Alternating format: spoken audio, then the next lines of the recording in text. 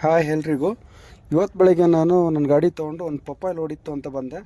So ಅಲ್ಲಿ ಹುಡುಗರನ್ನೆಲ್ಲ ಕರ್ಕೋಬೇಕಿತ್ತು. ಹಾಗೆ 2 ಗಾಡಿ ಇರೋದ್ರಿಂದ ಹುಡುಗರು ಯಾವ್ಯಾವ ಗಾಡಿಗೆ ಯಾರ್ಯಾರು ಹೋಗ್ಬೇಕು ಅಂತೇಳಿ ಡಿಸ್ಕಷನ್ ಮಾಡ್ಕೊಂಡು ಫೈನಲಿ ನಾವು ಪ್ಲಾಟ್ ಹತ್ರ ಬಂದ್ವಿ. ಸೊ ಹಾಗೆ ಕಟಿಂಗ್ ಮಾಡೋ ಹುಡುಗರು ಕಟಿಂಗ್ ಮಾಡ್ತಾಯಿದ್ರು, ಲೋಡಿಂಗ್ ಮಾಡೋ ಹುಡುಗರು ಲೋಡಿಂಗ್ ಮಾಡ್ತಾಯಿದ್ರು.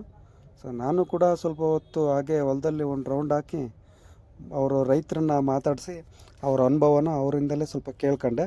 ಸೊ ಇದ್ರ ಪೂರ್ತಿ ವಿಡಿಯೋ ನನ್ನ ಯೂಟ್ಯೂಬ್ ಚಾನಲಲ್ಲಿದೆ. ನನ್ನ ಚಾನಲ್ ಲಿಂಕು ಡಿಸ್ಕ್ರಿಪ್ಷನಲ್ಲಿದೆ, ಹೋಗಿ ನೋಡಿ. ನಿಮಗೆ ಇದ್ರ ಬಗ್ಗೆ ಒಳ್ಳೆ ಮಾಹಿತಿನೇ ಸಿಗುತ್ತೆ. ಯಾಕೆಂತಂದರೆ ಇನ್ವೆಸ್ಟ್ಮೆಂಟ್ ಎಷ್ಟಾಯಿತು, ಅವ್ರದ್ದು ಖರ್ಚು ಎಷ್ಟು ಬಂತು, ಲಾಭ ಏನು ಮಾಡ್ತಿದ್ದಾರೆ, ಅದ್ರ ಬಗ್ಗೆ ಸಂಪೂರ್ಣವಾಗಿ ಅವರು ಹೇಳಿದ್ದಾರೆ. ಅದ್ರ ಜೊತೆಗೆ ಯಾವ್ಯಾವ ರೋಗಗಳು ಬರ್ತವೆ ಅನ್ನೋದು ಕೂಡ ಇದೆ ಅದರಲ್ಲಿ. ಸೊ ಫೈನಲಿ ಕಟಿಂಗ್ ಮಾಡೋದೆಲ್ಲ ಆಗಿ ಬಂದ್ವಿ. ನನ್ನ ಗಾಡಿಗೆ ಸ್ವಲ್ಪ ಲೋಡ್ ಜಾಸ್ತಿ ಆಗಿತ್ತು ಅಂತೇಳಿ ಇನ್ನೊಂದು ಗಾಡಿಗೆ ಅದರಿಂದ ಸ್ವಲ್ಪ ಶಿಫ್ಟ್ ಮಾಡಿದರು. ಇದೆಲ್ಲ ಮುಗಿಸ್ಕೊಂಡು ನಾನು ಅಲ್ಲಿಂದ ಹೊರಟೆ.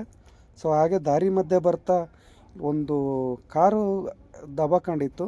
ನಾವು ಡ್ರೈವಿಂಗ್ ಮಾಡುವಾಗ ಎಷ್ಟೇ ಹುಷಾರಾಗಿದ್ರೂ ತುಂಬಾ ಎಚ್ಚರಿಕೆಯಿಂದ ಇರಬೇಕಾಗುತ್ತೆ. ಸೊ ಅಲ್ಲಿ ಅದನ್ನೆಲ್ಲ ನೋಡ್ಕೊಂಡು ಸದ್ಯ ಯಾರಿಗೂ ಏನೂ ಆಗಿರಲಿಲ್ಲ. ಬಟ್ ಏನೇ ಅಂದ್ರೂ ಡ್ರೈವಿಂಗ್ ಮಾಡೋಕ್ರೆ ತುಂಬ ಕೇರ್ಫುಲ್ಲಾಗಿರಬೇಕು ಅಂತ ಹೇಳ್ತೀನಿ.